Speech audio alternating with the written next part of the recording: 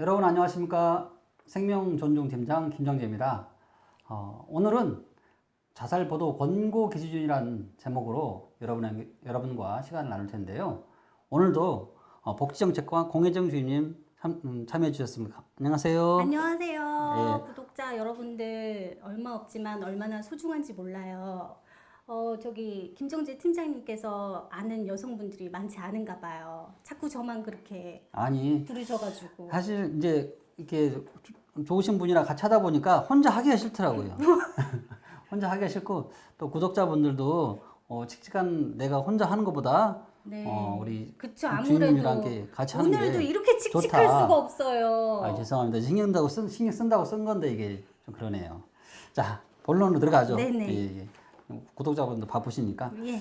자살 보도 권고 기준이라는 게 있는데 이게 뭐냐면 우리가 이제 모방 자살이라든가 이게 사람들이 막 따라하는 게 네, 있어요. 네. 이렇게 자살 사건을 이제 너무 자세히 보도를 하거나 너무 과장되게 이렇게 보도를 하면 사람들이 안 그래도 힘든데 이거를 정말 뭐 따라하는 경우가 많이 있거든요. 그래서 우리가 이게 이 자살보도 권고 기준이 2004년도부터 이렇게 나왔어요. 그때 1.0이라고 했었는데 그 당시에는 초창기였기 때문에 특별한 그 실질적인 어떤 내용이 없었어요. 근데 자살보도 권고 기준이 2.0이 2013년에 발표됐어요. 그래서 보건복지부, 중앙자살예방센터 그리고 한국기자협회가 실질적으로 자살을 좀 줄이자 그런 의미에서 자살보도 권고 기준 2.0을 발표를 했는데요. 그때부터 서서히 자살률이 좀 떨어지고 있는 그런 상황입니다. 그래서 그동안에는 그냥 우리가 그냥 자살, 이것도 사건이기 때문에 보도를 자세히 해야 한다는 어떤 기자분들이 그런 생각을 갖고 있었는데 점점 이제 기자분들도 자살 사건에 대해서는 좀 더 조심스럽게 접근하는 그런 네. 사회적 경향이 생긴 거죠. 그래서 자살 보도에는 사회적 책임이 따릅니다. 그리고 네, 잘못된 자살 보도는 사람을 죽게 할 수도 있습니다. 그래요. 자살 보도는 모방 자살을 일으킬 수 있기 때문입니다. 또 자살 보도 방식을 바꾸면 소중한 생명을 구할 수 있습니다. 그래서 자살 보도 방식을 바꾸었더니 조금씩 자살률이 떨어지고 있다고 합니다.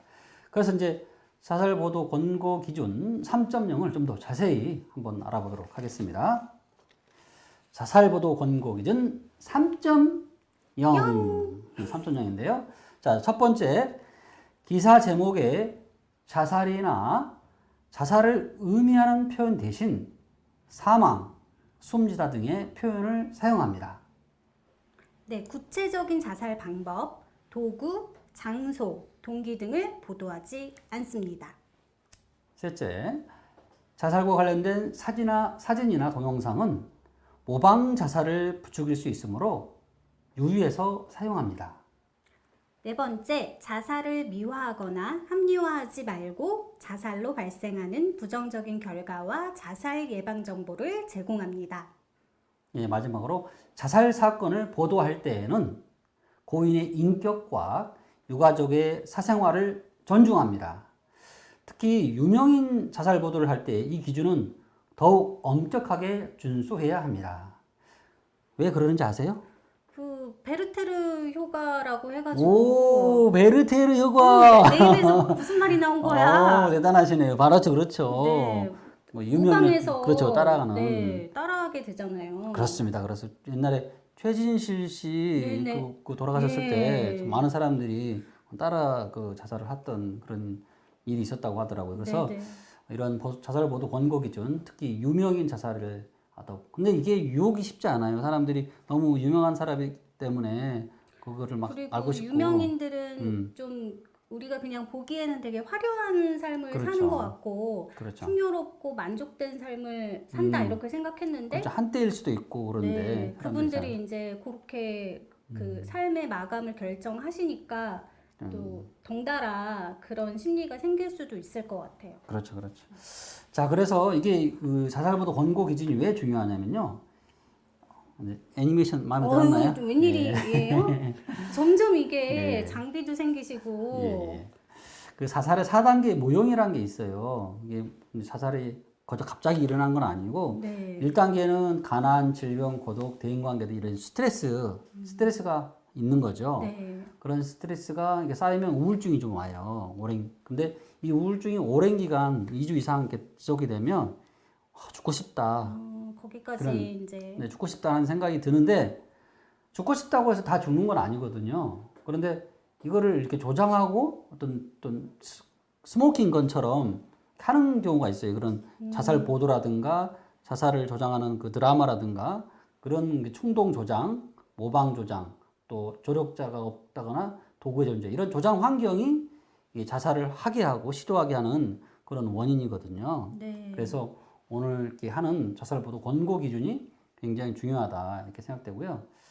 특별히 이제 우리 기자분들도 이걸 많이 이제 따르려고 노력을 하세요. 그래서 오늘은 그 기자분 중에 수필이 있는데요. 네. 2020년 생명 존중 문화 확산 에세이 공모전을 이렇게 한국 기자협회에서 했어요. 그래서 대상 수상작을 오늘 발표를 좀 알려드리겠는데요. 그 대상 수상작은 충청투데이 김윤주 기자님이 남겨짐에 대한 조의, 기자의 도의란 제목으로 유수한 언론사를 제쳐두고 대상을 차지했어요. 그래서 오늘은 이 대상 수상자 충청투데이 김윤주 기자님의 글을 한번 여러분에게 소개시켜 드리겠습니다. 네, 코로나는 폭군이다. 우리를 마스크에 가뒀다. 일상은 비상이 됐다. 우리의 마음은 비정상이 됐다. 평범함이 최고란 말은 진짜였다. 잃고 나니 소중함을 깨달았다.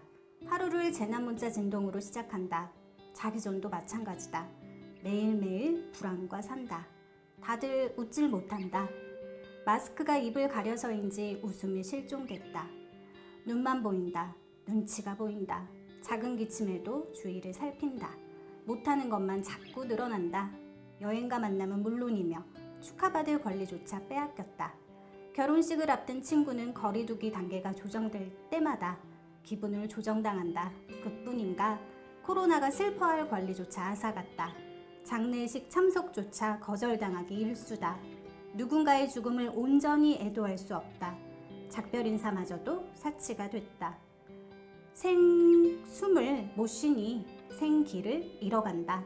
항상 최상을 그리던 머릿속은 이젠 최악을 생각한다. 뉴스조차 적군이다. 코로나의 우울한 기사가 쏟아져 나온다.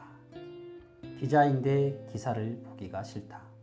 그러던 어느 날 한 뉴스에 머리를 맞았다.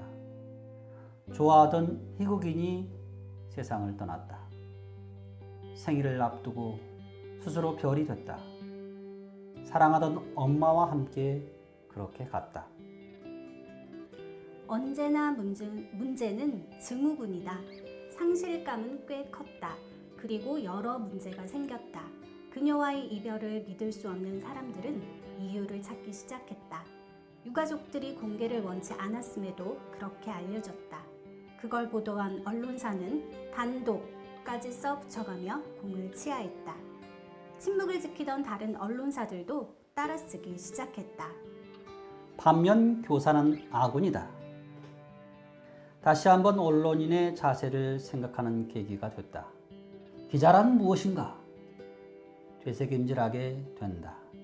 예전엔 그저 많은 소식을 빠르게 알리면 된다고 생각했다. 특종만을 꿈꾸던 시절도 있었다. 알게 된 사실은 무조건 다 알려야 한다고 생각했다. 그게 맞다고 생각했다. 하지만 지금은 아니다. 알리지 않아도 되는 사실도 있다. 나의 직업 정신보다 누군가의 고통이 먼저다. 때론 감정을 절제한 보도가 필요하다. 하지만 그렇다고 사람의 도리마저 저버려서는 안 된다. 우린 기자이기 전에 사람이다. 측은지심을 느끼는 사람이다. 그렇기에 남겨진 자에 대한 도의가 필요하다. 이렇게 쓰여진 수필이었는데요. 이분이 이제 대상을 받았어요. 그래서 기자분들도 이렇게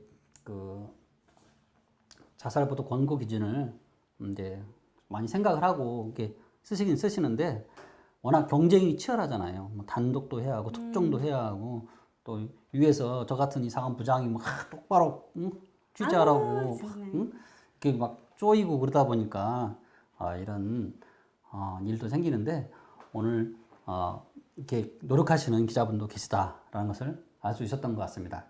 그래서 오늘은 자살보도 권고 기준 3.0에 대해서 알아보았는데요. 이 3.0은 우리 기자분들뿐만 아니라 유튜브 하시는 분도 SNS 하시는 분들도 꼭 지켜야 하고 또 따라 주어야 하는 그런 기준입니다. 자, 오늘 바쁘신데 참석해 주셔서 감사드립니다. 네, 별 말씀을 다 하세요. 그래서 출연료는 제가 커피로 사드리도록 하겠습니다. 감사합니다. 예. 오늘 이렇게 자살보도 권고 기준에 대해서 알아봤는데요.